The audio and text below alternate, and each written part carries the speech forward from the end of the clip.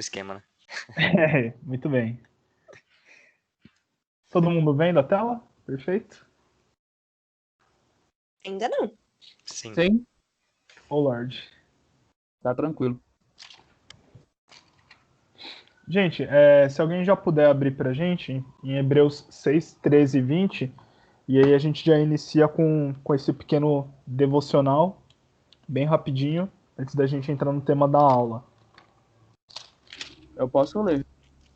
Pode ler então, Johnny. Ó, pera aí. Vou abrindo aqui só um momento. Beleza.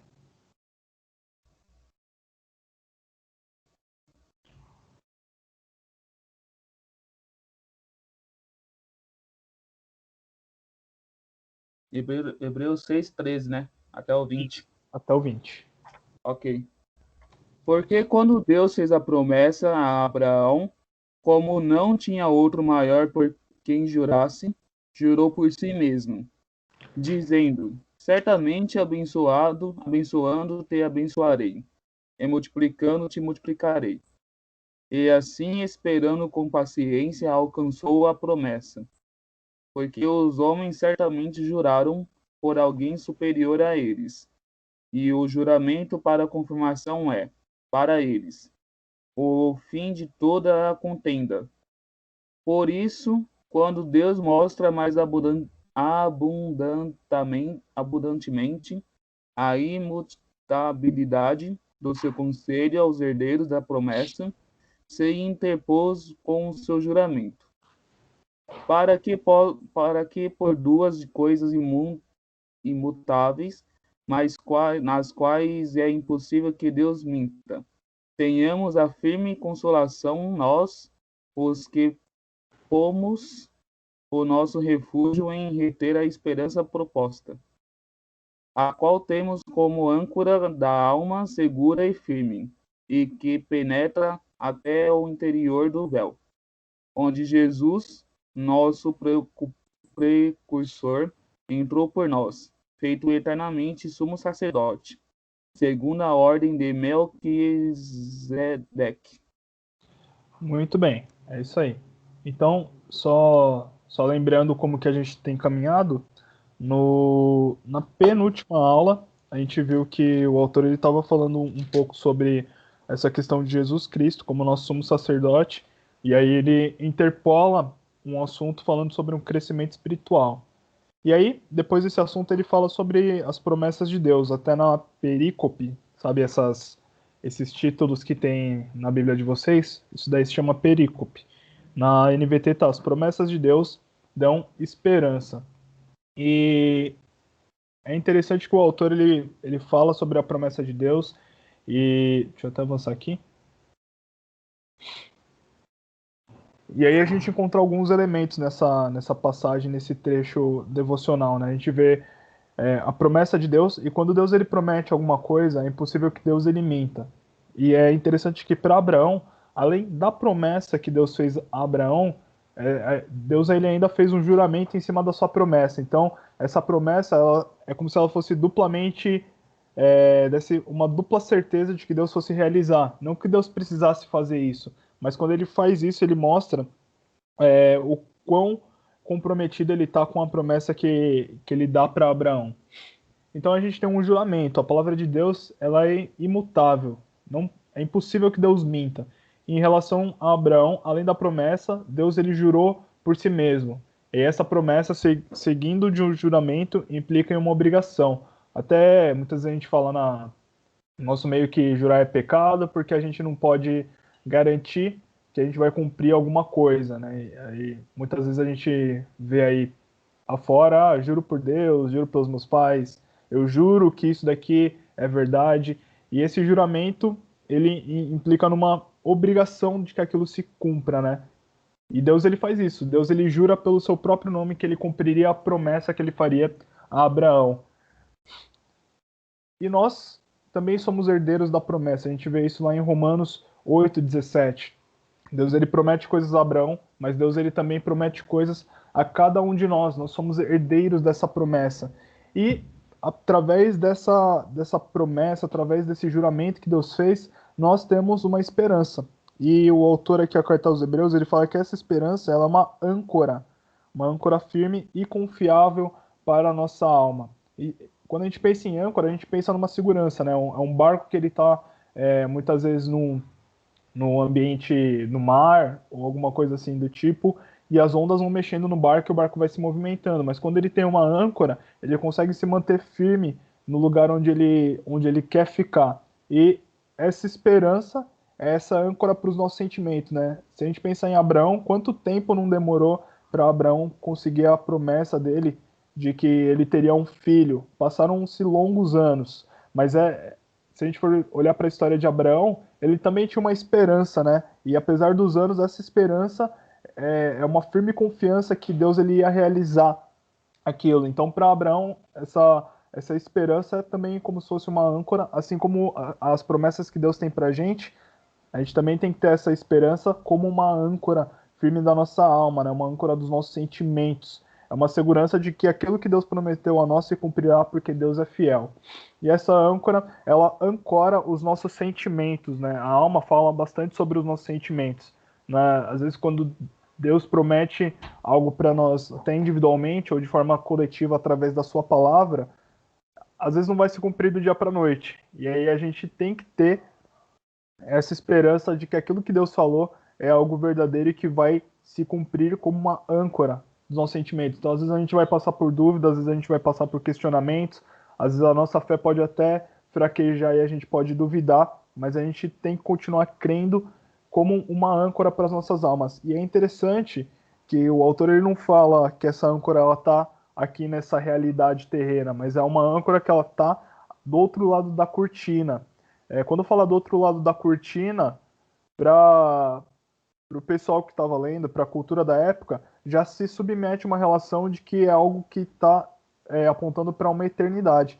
Então, no Santo dos Santos, né, no tabernáculo, tinha o véu do templo, tinha o véu do tabernáculo, e após esse véu é onde tinha a Arca da Aliança, onde a presença de Deus se manifestava em plenitude ali, digamos assim. E ali aponta para algo que é eterno. Então essa âncora, essa esperança nossa, ela não está apontando na nossa realidade aqui da Terra, mas ela está ancorada numa realidade eterna, além do véu, além da cortina. E aí, a gente vai entrar agora no tema da aula, quando o autor ele encerra aqui falando que, além dessa cortina, né, além do santuário interior, Jesus entrou ali por nós, e ele se tornou nosso eterno sumo sacerdote, segundo a ordem de Melquisedeque. Então, o Renato já até falou nas aulas anteriores sobre Jesus Cristo sendo nosso sumo sacerdote, mas quando a gente pensa em sacerdote, talvez a nossa mente já jogue lá para o Antigo Testamento, pensando lá no povo no deserto e aquele sacerdócio que era da ordem de Arão, mas aqui o autor ele coloca assim, segundo a ordem de Melquisedeque. E isso daqui é algo novo. Vamos pensar primeiro, para que precisava de um sacerdócio? Alguém quer arriscar dizer? Por que antigamente precisava ter um sacerdote?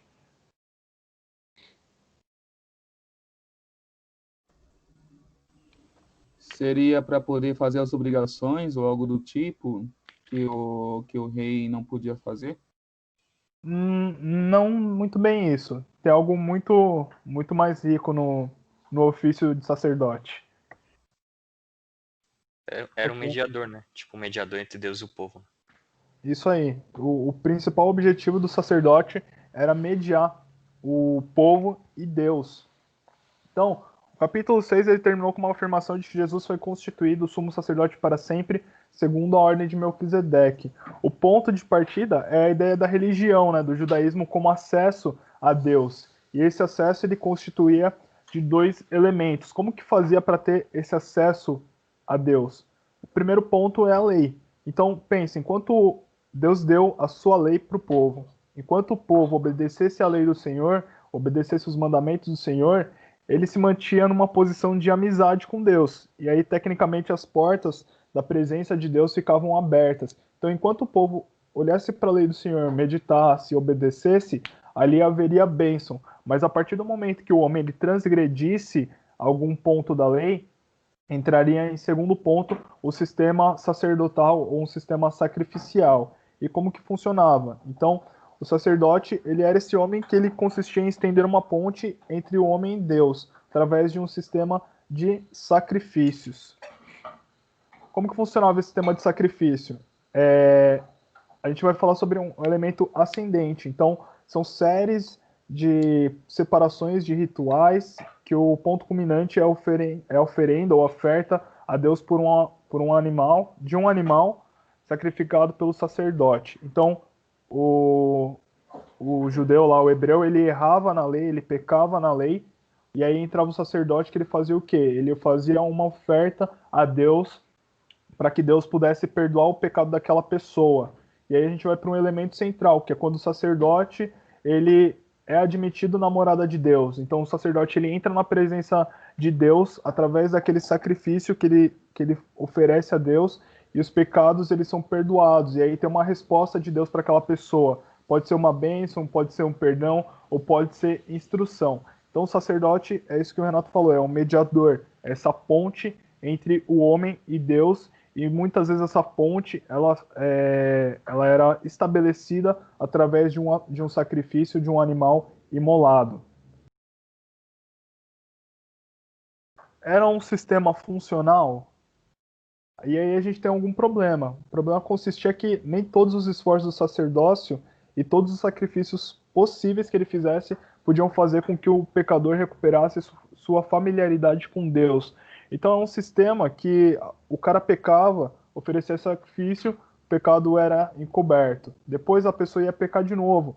E aí o sacerdote tinha que fazer outro sacrifício e o pecado era encoberto. Então era um sistema que ele, obviamente, ele tinha o seu objetivo, e o seu objetivo é sempre apontar para a realidade daquilo que seria o sacrifício perfeito de Jesus Cristo, mas esse sistema funcionava para mostrar que ele não funcionava.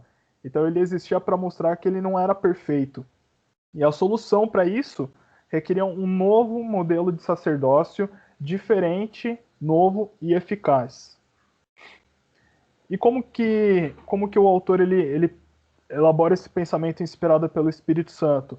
Quando ele olha para o antigo modelo e ele vê que esse antigo modelo sacerdotal não funcionava, e ele entendendo que Jesus Cristo tudo é completado, em Jesus Cristo a gente encontra a realidade, ele entende que em Cristo Jesus existe um sacerdócio que é perfeito e que pode abrir o caminho a Deus de forma perfeita e completa.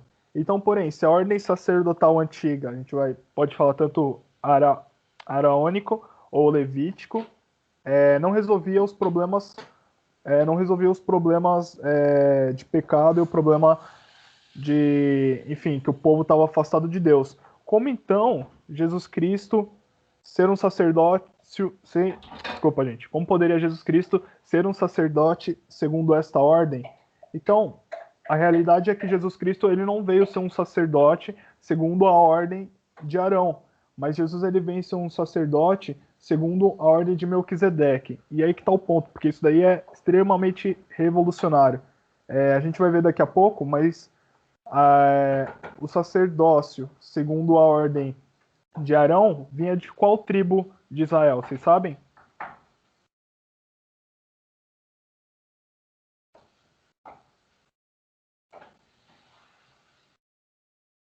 Vocês entenderam a pergunta?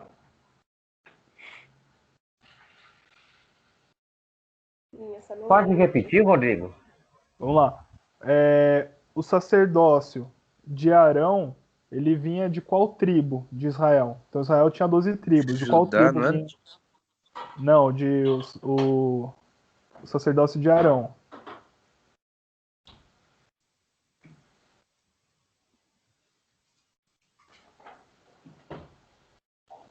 Ok. Ninguém Benjamim. sabe? Não. Não. O sacerdócio de Arão vem da tribo de Levi. Então, das 12 tribos de Israel, a tribo de Levi que era responsável por manter toda essa questão sacerdotal e questão dos cuidados religiosos, tá? Então, o sacerdócio de Arão vinha da tribo de Levi. Mas Jesus, ele era de qual tribo de Israel? De Benjamin. Não Judá. de Judá. Então, como é que Jesus poderia ser sacerdote se ele não era da tribo de Levi? Se ele era da tribo de Judá? E aí que entra a questão, que o autor da carta de Hebreus fala que essa ordem sacerdotal de Jesus era segundo a ordem de Melquisedeque. E quem que é esse cara aí no meio da história, né? O cara não é nem de Judá, não é nem de Levi. Então vamos avançar um pouco aqui. Onde na Bíblia aparece a menção a Melquisedeque? Esse cara, ele aparece do nada, ele vai embora do nada. E se a gente jogar Hebreus aí no... se a gente jogar Melquisedeque na Bíblia online, para pesquisar onde que aparece na Bíblia, vocês vão ver que só aparece em 3 lugares. Um é em Hebreus, que a gente leu agora. O outro lugar é em Gênesis 14, 17 ao 20. E outro local é em Salmo 110, 1 ao 4. E a partir dessas duas passagens, que o autor ele vai fazer uma bela de uma hermenêutica, né, uma bela de uma interpretação bíblica para explicar o que é isso aí de ordem de Melquisedeque. Então, se alguém puder ler aí Gênesis 14, 17 e 20, para a gente conhecer um pouco, já está na tela. Depois que Abraão regressou vitorioso do conflito com Kedorlaomer e todos os seus aliados, o rei de Sodoma saiu ao seu encontro no Vale de Savé, conhecido como Vale do Rei. Melquisedeque, rei de Salém e sacerdote do Deus Altíssimo, trouxe pão e vinho e abençoou Abrão, dizendo: Bendito seja Abrão pelo Deus Altíssimo, Criador dos céus e da terra, e bendito seja o Deus Altíssimo, que derrotou seus inimigos por você. Então Abrão entregou Melquisedeque 1/10 de todos os bens que havia recuperado. Muito bem. Então o que acontece aí? A gente voltou aqui milhares de anos atrás. A gente está lá em Gênesis, quando Abraão está peregrinando na terra, e aí o sobrinho dele, Ló, é sequestrado. E aí Abraão ele vai lá, reúne um exército e vai guerrear e consegue resgatar o sobrinho Ló dele, e Abraão sai vitorioso. E quando Abraão ele está retornando, aparece esse cara do nada, e a Bíblia fala, o rei de Sodoma saiu ao seu encontro no Vale de Savé, Melquisedeque, rei de Salém e sacerdote do Deus Altíssimo, trouxe pão e vinho e abençoou Abrão. Olha que engraçado, né? Eu gosto muito desse lance aqui, porque Melquisedeque ele trouxe pão e vinho, né? Onde que a gente vê pão e vinho na Bíblia, em outras passagens? Na ceia.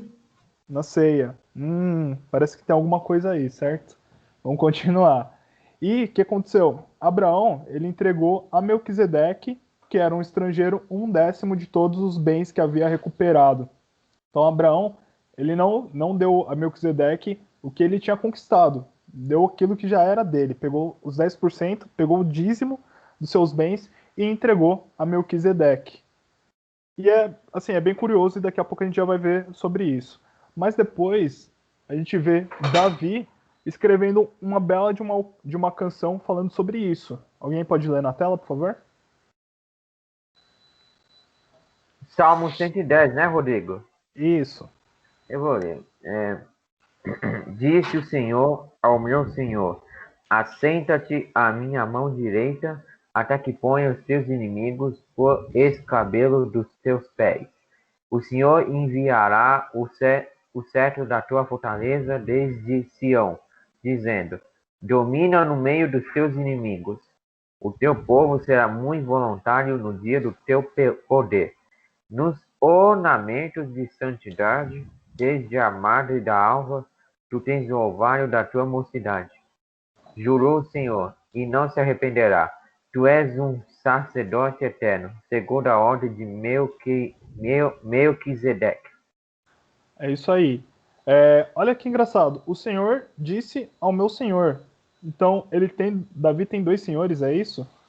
Então, eu acho que vocês já devem estar ligando aí os pontos. Mas quem que é o Senhor? Yahvé, Jeová. E quem que é o segundo Senhor? Quem que senta-se à direita de Deus? Quem sabe me dizer? Jesus? Jesus está à destra de Deus. Então, Deus está dizendo a Jesus: sente-se no lugar de honra à minha direita. E aí a gente vai discorrendo aqui na canção do salmista, e a gente vê, o Senhor jurou, e a gente já até viu no devocional. Deus não precisava ter jurado, porque se ele simplesmente já tivesse prometido, já se cumpriria. Mas quando ele jura, é uma dupla confirmação de que aquilo vai acontecer. O Senhor jurou e não voltará atrás. Você quem? Jesus é sacerdote para sempre, segundo a ordem de Melquisedeque. Tudo bem até aqui, gente?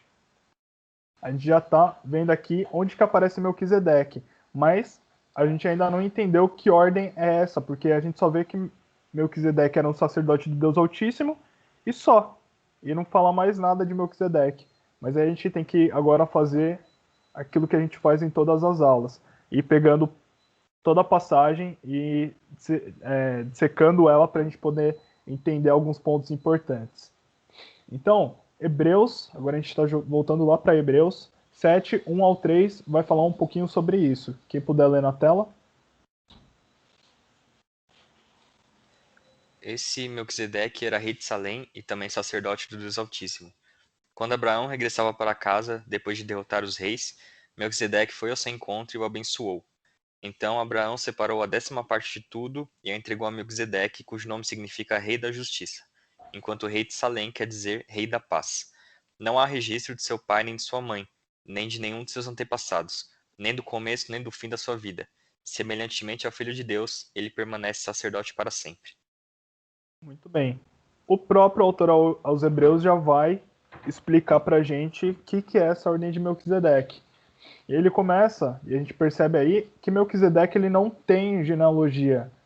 Quando a gente lê Gênesis, e provavelmente vocês já leram Gênesis, tem diversas genealogias, né? Na real, todo o Pentateuco tem muita genealogia. Fala que fulano gerou ciclano, que gerou beltrano, que gerou não sei o que lá, não sei o que lá, não sei o que lá. Tem muita genealogia na Bíblia. E era extremamente importante para o povo judeu, para o povo hebreu, conhecer a sua genealogia para entender de onde que ele descendia. Mas em relação a Melquisedeque, não tem isso. Isso daí é muito estranho, porque não é algo habitual a gente ver no livro de Gênesis. E por que que por que que é isso, né? Eu creio que não é porque Moisés, quando estava escrevendo, ele pensou, teve essa sacada, mas eu acho que tenho certeza que é o Espírito Santo que vai inspirando a pessoa a escrever e ela escreve dessa forma. Isso significa que o sacerdócio de Melquisedeque é um sacerdócio diferente do sacerdócio levítico. Dependia apenas das qualidades pessoais e só dessa. Aqui a gente tem dois contrapontos em relação ao esperado. O primeiro é ascendência e descendência desconhecida. Dentro do livro de Gênesis, como eu falei, isso daí não é comum, uma vez que é um livro que se preocupa em mostrar as descendências. Mas em Melquisedeque, ele simplesmente chega. Não fala de quem que ele é filho, não fala quem são os filhos dele. Ele chega do nada, vai embora do nada e acaba aí. E é interessante porque ele era sacerdote do Rei Altíssimo, do Deus Altíssimo. E isso é contrário às regras sacerdotais do sacerdócio que vem depois, que é o sacerdócio levítico. Porque quando a gente olha lá na Bíblia, e aí alguém, por favor, já deixa aberto aí Números 18, para ler o versículo 1 e o versículo 7, e outra pessoa, Esdras 2, 61 ao 63. No sacerdócio levítico, para você ser sacerdote, você precisava o quê? Estabelecer a sua ascendência genealógica até Arão. Se você não conseguisse fazer isso, você não estava qualificado para ser sacerdote. E Melquisedeque, ele não tem ascendência, ele não tem descendência, e mesmo assim ele é sacerdote. Então alguém abre aí Números 18, 1, e aí pode ler o 1 e depois ler o versículo 7 em seguida. O Senhor disse a Arão: Você, os seus filhos e a casa de seu pai levarão sobre si a iniquidade com relação ao santuário. Você e seus filhos levarão sobre si a iniquidade com relação ao sacerdócio. Aí o 7, né? Isso. Mas você e seus filhos atenderão ao seu sacerdócio em tudo que diz respeito ao altar e ao que estiver para dentro do véu. Este é o serviço de vocês. Eu lhes dou o seu ofício sacerdotal como dádiva, porém o estranho que se aproximar será morto. Isso, então tem uma regra aí que só poderia ser sacerdote quem? Arão e os seus filhos, né? E quando fala de filhos, entende-se a sua descendência. E alguém abre aí em Esdras 2, 61 ao 63, por favor.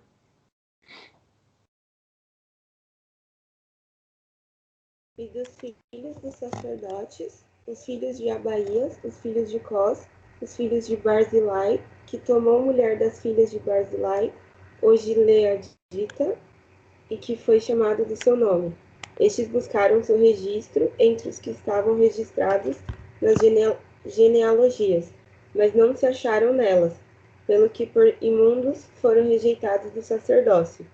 E o Tirsata lhes disse que não comessem das coisas sagradas, até que houvesse sacerdote com Urim e com Tumim. Muito bem. Então, o que acontece? Esdras, a gente já está lá no final do reinado de Judá, quando o pessoal está voltando do cativeiro. Então, a gente está mais próximo da época de Jesus do que do começo da Bíblia, tá? E aí, o que acontece? O pessoal estava voltando do cativeiro e aí tinha a galera que não conseguia provar a sua ascendência até Arão. E o que acontece? Por não conseguir provar a sua ascendência, ela não poderia exercer o sacerdócio, tá bom? Então, a condição principal para ser sacerdote, segundo a ordem de Levítico, né, segundo a ordem araônica, era que pudesse estabelecer e traçar sua ascendência até Arão, ok? E Melquisedeque não tem nada disso, né? Melquisedeque ele não tem genealogia e mesmo assim ele é sacerdote.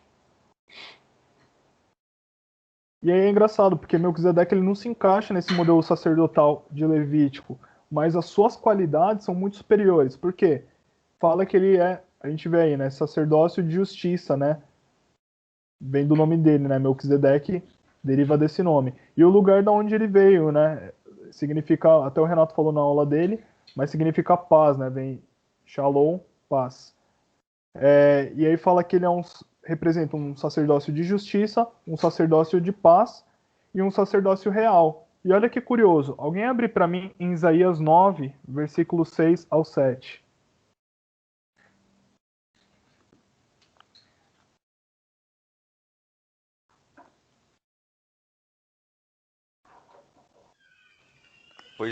Pois um menino nos nasceu, um filho nos foi dado.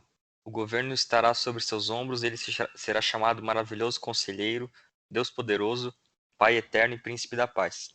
Seu governo e sua paz jamais terão fim. Reinará com imparcialidade e justiça no trono de Davi para todo sempre. O zelo do Senhor dos Exércitos fará que isso aconteça. Uau! Vocês estão percebendo que Isaías 9, que é a passagem que fala sobre Jesus Cristo, sobre o nascimento de Jesus Cristo, a gente vê todas essas qualidades. A gente vê falando sobre justiça, a gente vê falando sobre paz, e a gente vê um lance que é relacionado à realeza. E essas qualidades de Jesus Cristo, Melquisedeque, ele tinha. E ainda mais, é um sacerdócio pessoal, porque Melquisedeque, que a gente pode inferir, tá? Mas não é um sacerdócio que ele é herdado, que nem no sacerdócio levítico, que vinha de pai para filho. É um sacerdócio que é baseado nas suas qualidades. E é um sacerdócio eterno. E é engraçado que a gente vê quando não relaciona a genealogia de Melquisedeque, não fala de onde que ele veio e nem para onde ele vai, na interpretação até judaica, isso significa que é algo eterno, que não tem início e também não tem fim. Então é um sacerdócio que é diferente do Levítico, que quando Arão morreu, os filhos dele assumiram. No caso de Melquisedeque, é algo que não tem quem veio antes dele, não tem quem vem depois dele, e a gente pressupõe que é algo que não tem começo e não tem fim, e é algo eterno. E aí, o autor da carta aos Hebreus começa a desenvolver um pouco mais esse paralelo entre o Antigo Testamento e o Novo Testamento nessa questão de sacerdote. Se alguém puder ler para mim rapidinho, tem esse slide e tem um próximo aqui que continua o versículo. Tá? Eu leio. Pode ler. Vou ler.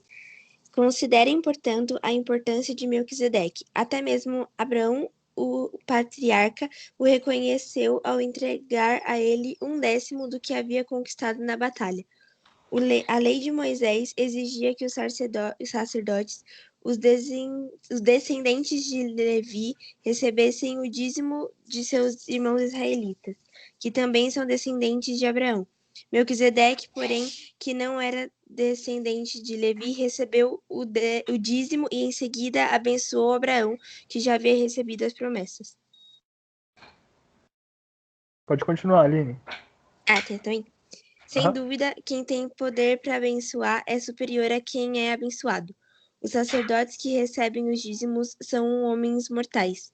A respeito de Melquisedeque, no entanto, é dito que ele continua vivo. Além disso, pode-se dizer que os levitas que recebem o dízimo também se entregaram por meio de Abraão. Embora Levi ainda não tivesse nascido, a semente da qual ele veio já estava no corpo de Abraão, seu antepassado, quando Melquisedeque se encontrou com ele. Muito bem. Então aqui a gente vai para um segundo ponto relacionado à grandeza de Melquisedeque. A gente vê um comparativo entre as duas ordens sacerdotais. Abraão, ele era hebreu, e Melquisedeque, ele era estrangeiro. E mesmo assim, Abraão deu o seu dízimo de tudo, a Melquisedeque, que nem era da sua própria semente. E aí acontece o quê? Melquisedeque, ele abençoa Abraão. E o autor da carta aos Hebreus fala, certamente, quem abençoa é maior do que aquele que é abençoado. E isso daí mostra a qualidade de Melquisedeque, né? O fato dele poder abençoar Abraão mostra que ele tinha uma grandeza superior. E aqui fazendo realmente bem um paralelo entre os dois sacerdócios, só para tentar deixar um pouco mais claro, e depois eu vou mandar o slide para vocês poderem conferir a referência, porque senão acho que não vai dar tempo de acabar a aula. Mas sacerdócio em Levítico, sacerdócio segundo a ordem de Melquisedeque. No Antigo Testamento, só os levitas poderiam receber dízimos, tá bom?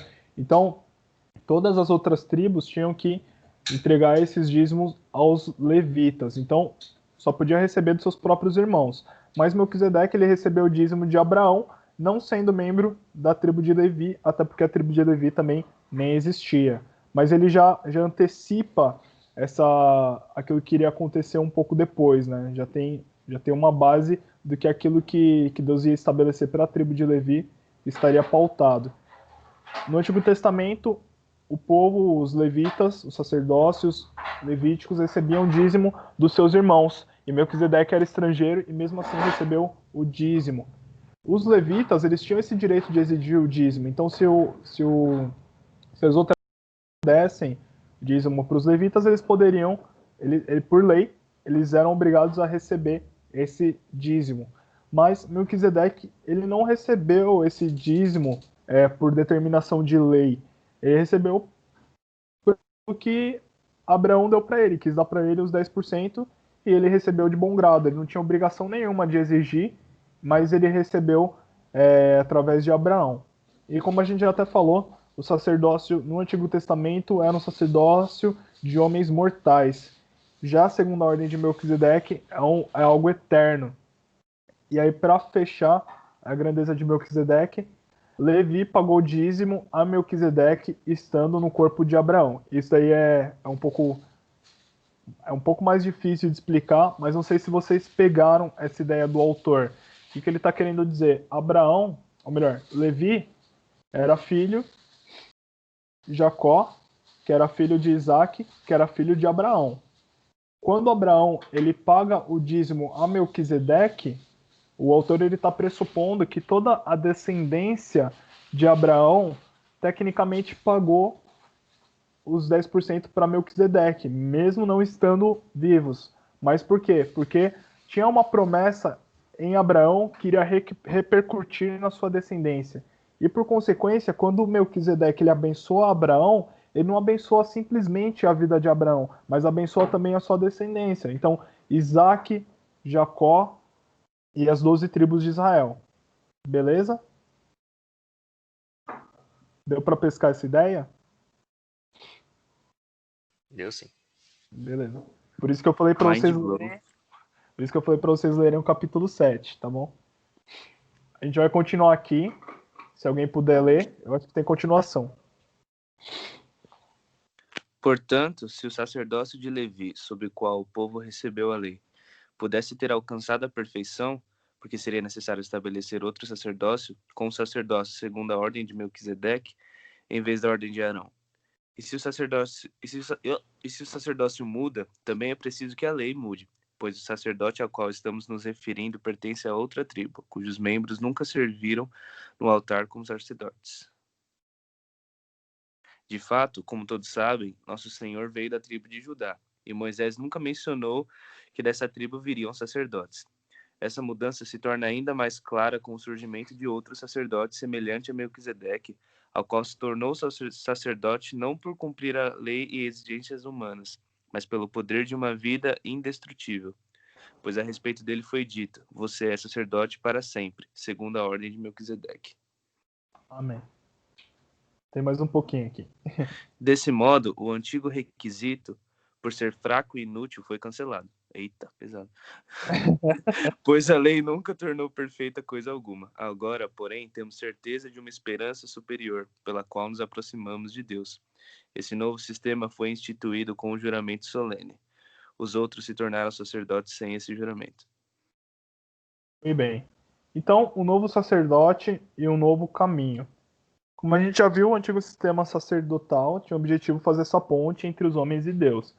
Se o homem não obedecesse a Deus, o sacerdote entraria em ação e essa ligação ela seria estabelecida através de um sacrifício.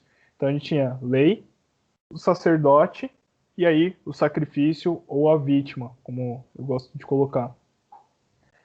Todo esse sistema ele se mostrou ineficaz. Alguém abre para mim 1 Samuel 15, 22. Outra pessoa, Isaías 1, 11 ao 17.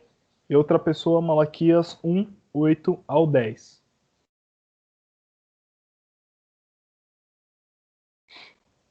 Lembrando que o sacerdote segundo a ordem de Arão teve a sua importância, tá, gente? E é interessante quando a gente vê que Deus estabelece esse sacerdócio segundo a ordem de Arão, mas é algo que aponta para uma realidade, né? É tudo sombra, tinha as suas imperfeições e não era de forma alguma tão eficaz quanto aquilo que Jesus iria completar. Então, quem achou aí as passagens, não tem Eu acho que ordem, é Malaquias. Pode ler. ler? Pode ler. Porque quando ofereceis animal cego para o sacrifício, isso não é mal? E quando ofereceis o coxo e enfermo, isso não é mal? Ora, apresenta-o ao teu governador, porventura terá ele agradado em ti, ou aceitará ele a tua pessoa, disse o Senhor dos Exércitos. Agora, pois, eu suplico peças a Deus, que ele seja misericordioso conosco. Isto veio das vossas mãos. Aceitará ele a vossa pessoa? Disse o Senhor dos Exércitos. Quem há também entre vós que feche as portas por nada, e não acenda o debalde ou fogo no meu altar.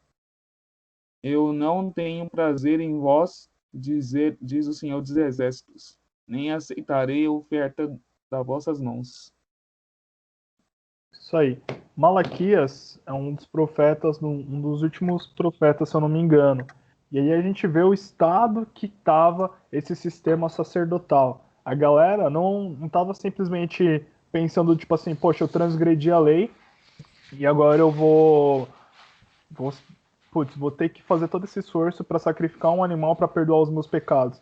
A galera não tava nem aí, mandava animal coxo, mandava animal sem olho, só para você ter essa religiosidade de você fazer o sacrifício de um animal. Então, o intuito principal de Deus seria você conscientizar o povo, entender que era necessário uma salvação, que era necessário se arrepender dos pecados, não estava funcionando porque o povo já não estava mais nem aí para nada. Eles só queriam estar inseridos nessa religiosidade de sacrifícios e tudo mais. E eles não estavam pensando nos seus próprios pecados. Alguém achou Isaías? Eu achei. Pode ler. O Senhor diz: de que me serve a multidão de sacrifícios que vocês oferecem? Estou farto dos holocaustos de carneiros e da gordura de animais cevados. Não me agrado do sangue de novilhos, nem de cordeiros, nem de bodes. Quando comparecerem diante de mim, quem requereu de vocês esse pisotear dos meus átrios? Não me tragam mais ofertas vãs. O incenso é para mim abominação, e também as festas da lua nova, os sábados e a convocação das assembleias. Não posso suportar a iniquidade associada à reunião solene. As festas da lua nova e as solenidades a minha alma as odeia. Já são um peso para mim, estou cansado de suportá-las. Quando vocês estendem as mãos, eu fecho os olhos. Sim, quando multiplicam as suas orações, não as ouço, porque as mãos de vocês estão cheias de sangue. Lavem-se e purifiquem-se. Tirem da minha presença a maldade dos seus atos. Parem de fazer o mal. Aprendam a fazer o bem. Busquem a justiça, repreendam o opressor e garantam os direitos dos órfãos. Defendam as causas das viúvas. Muito bem. Então aqui a gente vê, mais uma vez, corroborando para esse entendimento de que Deus não estava se importando com esses sacrifícios, porque a galera não estava se arrependendo de verdade. Enquanto eles estavam num sistema de sacrifício, né, de simplesmente sacrificar os animais só por sacrificar, e não entendendo o pecado seu, e não se arrependendo dos pecados, e não fazendo a justiça, e não praticando a bondade, para Deus isso daí não significava nada. Esse sistema para Deus não significava nada. A pessoa ela não estava entendendo o porquê que ela estava fazendo aquilo, e ela não estava se arrependendo dos seus próprios pecados. 1 Samuel 15:22. Porém, Samuel disse: Tem porventura o Senhor tanto prazer em holocaustos e sacrifícios, como em que se obedeça a palavra do Senhor? Eis que obedecer é melhor do que sacrificar, e o atender melhor é do que a gordura de carneiros. Isso aí. O próprio Deus já fala, né, Calma aí. Acho que é isso. O próprio Deus fala... Não, Samuel fala para Saul que para Deus é melhor você obedecer a lei. É melhor você obedecer a lei do que você praticar o sacrifício. Então, é claro, por que a gente tinha um sistema sacerdotal? Para fazer essa ponte entre o homem e Deus. Mas só ia surtir efeito se a pessoa ela entendesse o pecado dela e ela se arrependesse. E ela pudesse mudar realmente a sua conduta de vida, né? Então não era simplesmente uma matança vã, mas ela apontava para algo que precisaria ser feito, né? Esses pecados eles precisariam ser perdoados. A pessoa ela precisaria se arrepender de verdade, ela precisaria mudar a sua conduta de vida, ela precisaria obedecer de fato a lei do Senhor. E aí, seguindo aqui, a gente vê que os sacerdotes no Antigo Testamento, eles dependiam apenas do quê? De qualidades físicas e, vamos dizer assim, de cerimônias realizadas fisicamente. Então, eu não coloquei aqui, mas depois eu passo para vocês a qualidade física do sacerdote, né? Ele não podia, acho que ele não podia ter problema nos olhos, né? Não podia ser vesgo, essas coisas, não podia ser coxo, ele tinha que ser fisicamente perfeito e ele teria que se vestir e se ungir da forma que Deus tinha ordenado para eles. Já esse novo sacerdócio, segundo a ordem de Melquisedeque, ele depende apenas do caráter e da personalidade. Então, daqui em diante, a gente não vê mais essas cerimônias e essas observâncias, mas sim na dignidade interna, né? Num caráter pessoal, né? Já não é mais aquilo que é externo, mas sim aquilo que é interno. E o sacerdócio perfeito de Cristo, ele anulou a lei e nos deu acesso a Deus. O sacerdócio de Cristo derrubou as barreiras. Escrevi errado ali. As barreiras. Que barreiras são essas? A barreira do medo e a barreira do pecado. Não vai dar pra gente ler agora, mas Êxodo 20 é aquela passagem que o Moisés está com o povo de Israel no deserto e a presença de Deus está se manifestando no Monte Sinai, e o monte fumega, e aí tem fumaça, tem trovão, tem barulho de trombeta, e a galera fica com medo de se aproximar de Deus, porque era uma visão para eles terrível. E eles falaram assim: Moisés, vai você no nosso lugar e fala você com Deus e fala o que Deus está falando pra gente, fala que seja através de você aquilo que Deus está falando pra gente. Então o povo ele tinha medo de se aproximar de Deus e nem podia se aproximar da presença de Deus de forma plena no Antigo Testamento. E o segundo problema era o pecado. E Cristo resolveu isso daí de forma extremamente eficaz quando ele morreu na cruz do Calvário. E aí quando Jesus ele morre na cruz do Calvário e ele quebra esse jugo do pecado, ele paga qualquer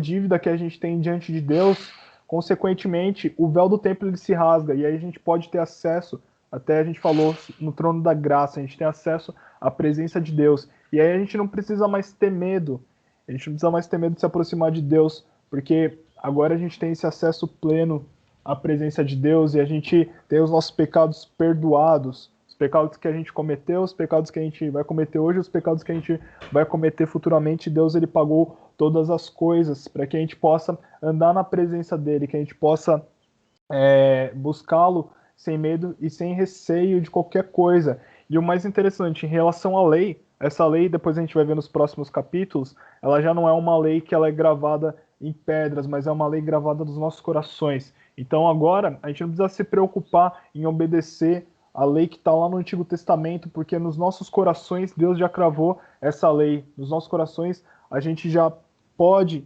entender como que a gente agrada a Deus e como que a gente não agrada a Deus, e aí a gente pode viver as nossas vidas sendo santificados e moldados por Deus. E para a gente encerrar, eu acho que eu marquei os versículos errados aqui. Me perdoem, gente, eu marquei os versículos errados aqui na passagem, mas o texto eu acho que está certinho. Que é do 21 ao 25.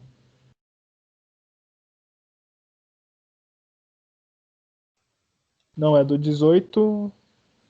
Ixi, acho que é do 18 ao 21. Mas... Não, tá certo, acho que é isso mesmo. Vê aí, gente, a gente vai discorrendo. Acho que eu marquei alguma coisa errada. Desse modo, o antigo requisito, por ser fraco e inútil, foi cancelado, pois a lei nunca tornou perfeita coisa alguma. Agora, porém, temos certeza de uma esperança superior pela qual nos aproximamos de Deus. Esse novo sistema foi instituído com o juramento solene. Os outros se tornaram sacerdotes sem esse juramento. Não, eu esqueci de colocar os versículos. Ô, Renatinho, faz o seguinte, lê a partir do... Lê do 20 até o final do 28, por favor. Tá. Esse novo sistema foi instituído por um juramento solene. Os outros se tornaram sacerdotes sem esse juramento, mas a respeito dele houve um juramento, pois Deus lhe disse: O Senhor jurou e não voltará atrás. Você é sacerdote para sempre. Por causa desse juramento, Jesus é aquele que garante uma aliança superior. Além disso, havia muitos sacerdotes, pois a morte os impedia de continuar a desempenhar suas funções. Mas visto que ele vive para sempre, seu sacerdócio é permanente. Portanto, ele é capaz de salvar de uma vez por todas aqueles que se aproximam de Deus por meio dele. Ele vive sempre para interceder em favor deles. É de um sumo sacerdote como ele que necessitamos, pois é santo, irrepreensível, sem nenhuma mancha de pecado, separado dos pecadores e colocado no lugar de mais alta honra no céu. Ele não precisa oferecer sacrifícios diariamente, ao contrário dos outros sumos sacerdotes, que os ofereciam primeiro por seus próprios pecados e depois pelos pecados do povo. Ele, porém, o fez de uma vez por todas, quando ofereceu a si mesmo como um sacrifício. A lei nomeava sacerdotes limitados pela fraqueza humana, mas depois da lei, Deus nomeou com juramento seu filho, que se tornou o sumo sacerdote perfeito para sempre. Muito bem. Marquei a referência errado, mas é isso aí. Era do 21 ao 28. Então, para a gente fechar, a superioridade do sacerdócio de Cristo segundo a ordem de Melquisedeque está baseado no juramento divino. Deus ele prometeu, será sacerdote para sempre segundo a ordem de Melquisedeque. Isso significa que não existe nenhum outro sacerdote que virá que poderá substituir aquilo que Jesus é como sumo sacerdote. Então Jesus é essa ponte, é esse link entre o homem e Deus, né? Esse sumo sacerdote que está lá no Santo dos Santos, na presença de Deus, intercedendo por nós. Esse sacerdócio está fundamentado numa aliança superior. Eu não vou entrar nisso daí porque nos próximos capítulos o autor ele vai discorrer sobre isso, mas tem uma aliança superior. Antes era baseado na lei, agora a gente está num período de graça, né? O sacrifício de Jesus Cristo mudou tudo. Cristo é o fiador dessa nova aliança, firmada em seu sangue. E o termo fiador significa aquele que garante que os termos de um acordo serão cumpridos. E o penhor é o Espírito Santo que está nos nossos corações. Nos versículos 23 e 24, a superioridade é demonstrada através da sua atividade permanente. Então, no Antigo Testamento, como a gente falou, os sacerdotes que viriam descendiam de Arão. E aí podia ter sacerdote bom, podia ter sacerdote ruim, mas o único requisito era que ele fosse da linhagem de Arão. Mas esse novo sacerdócio, ele é eterno. e ele é demonstrado pelo seu ilimitado poder. Então a morte de Jesus Cristo na cruz, ela foi substitutiva. Jesus Cristo, ele não morreu para que a gente simplesmente pudesse alcançar a salvação, mas ele morreu em nosso lugar como nosso substituto para nos salvar. O salário do pecado é a morte. Então, se a gente peca, nós sendo pecadores, a gente merece morrer. A gente merece estar no lugar daquelas ovelhinhas que seriam sacrificadas. É como a gente paga os nossos pecados. Mas Jesus Cristo, ele morreu no meu e no seu lugar. E aí, quando ele morre, a gente consegue ser justificado. Então, os nossos pecados não vão nos conduzir à morte mais. Mas a graça de Deus, através do sacrifício de Jesus Cristo, vai nos justificar. É demonstrado pela sua permanente intercessão. Então, Jesus, ele vive permanentemente intercedendo por nós lá no céu como nosso sumo sacerdote. Sua morte vicária foi consumida na cruz, mas seu ministério, ele continua no céu. E é demonstrado pelo seu caráter inculpável. No Antigo Testamento, o sacerdote ele tinha que primeiro fazer um sacrifício pelos seus pecados, para depois fazer pelos pecados do povo. Mas Jesus Cristo não precisou oferecer uma oferta pelos seus pecados, porque ele é a oferta perfeita e ele é o ofertante perfeito, né? Ao mesmo tempo que ele é a vítima, ele é também o sacerdote que oferta a Deus a sua própria vida. E nele não havia pecado, ao contrário, ele é o Cordeiro de Deus que tira o pecado do mundo. E por fim é demonstrado pela sua perfeita oferta. Como ele é a própria oferta e ele é o próprio sacrifício, ele se entrega como oferta pelos nossos pecados. Então a sua oferta, ela foi perfeita, completa e ela foi eficaz. Por isso que o sacerdócio de Jesus Cristo, segundo a ordem de Melquisedeque, é infinitamente superior. E é por isso que hoje a gente pode estar na igreja, a gente pode louvar, adorar a Deus, a gente pode estar na nossa casa, orar a Deus, sentir a presença de Deus, ler a Bíblia e ouvir o Espírito Santo nos ensinando. É por isso que a gente pode estar assim, sem barreiras nenhuma, sem medo, sem pecado na presença de Deus. É porque Jesus Cristo, ele abriu esse caminho, né? E aí, voltando um pouquinho no começo, é nele que a gente tem a nossa esperança, né? A âncora da nossa alma está nessa eternidade. E é por isso que a gente pode confiar nas promessas de Deus, por isso que a gente pode ter paz e tranquilidade, a gente pode ter uma segurança, porque Jesus Cristo, ele já fez todo o trabalho mais difícil e impossível que poderia ser feito, Jesus Cristo já fez. E, aproveitando aqui, só um apêndice para a gente, né, um anexo à nossa aula, quando Jesus Cristo ele se torna sumo sacerdote, a gente, consequentemente, também nos tornamos sacerdotes também. E a gente está no mês da Reforma Protestante, vocês sabem, né, dia 31 de outubro a gente relembra a Reforma Protestante, e um dos elementos mais importantes que foi resgatado na Reforma Protestante foi o sacerdócio de todos os santos. Então, a gente ia na Igreja Católica, o Papa, ou enfim, os sacerdotes, e eles eram extremamente separados do povo, né? Então, era simplesmente através do Papa que tinha a palavra de Deus, era através dos bispos da Igreja que Deus falava, que faziam esse papel de intercessão. Mas quando não só Martinho Lutero, né, mas tantos outros da pré-reforma e da reforma protestante, Calvino, Zwingli e entre tantos outros, através desse movimento foi resgatado esse sacerdócio de todos os santos. E aí eu trouxe aqui uma frase do Lutero que diz assim, que o Papa ou o Bispo façam as suas unções, tonsuras, ordenações, consagrações, ou se vistam diferente dos leigos. Podem fazer um ícone hipócrita ou um ídolo pintado a óleo, mas de forma alguma podem fazer de um cristão um ser humano espiritual. De fato, somos todos sacerdotes consagrados através do batismo, como São Pedro, em 1 Pedro 2,9 diz, vós sois um sacerdócio real e reino de sacerdotes. Em Apocalipse 5,10, pelo teu sangue nos fizeste sacerdotes e reis. Então, o sacrifício de Jesus Cristo como esse sacerdote, segundo a ordem de Melquisedeque, consequentemente nos proporcionou sermos parte de uma nação, de um reino de sacerdotes, e nos tornou sacerdotes. O que isso significa? Significa que você tem acesso a Deus. Você também pode fazer que nem Melquisedeque fez, né? Levou pão e vinho para Abraão, assim nós podemos levar o evangelho a todas as pessoas. A gente pode levar esse ministério da reconciliação às pessoas quando a gente propaga a palavra de Deus. A gente não precisa depender simplesmente de um de um papa fazer isso, ou de um bispo fazer isso, mas nós temos esse papel. Se não tiver ninguém para batizar uma pessoa, você pode exercer esse sacerdócio e batizar aquela pessoa, se você estiver inserido nesse sacerdócio de todos os santos, tá? Então isso daí foi um elemento bem importante que foi resgatado na Reforma Protestante, né? Agora a gente tem esse acesso a Deus graças ao nosso sumo sacerdote Jesus Cristo.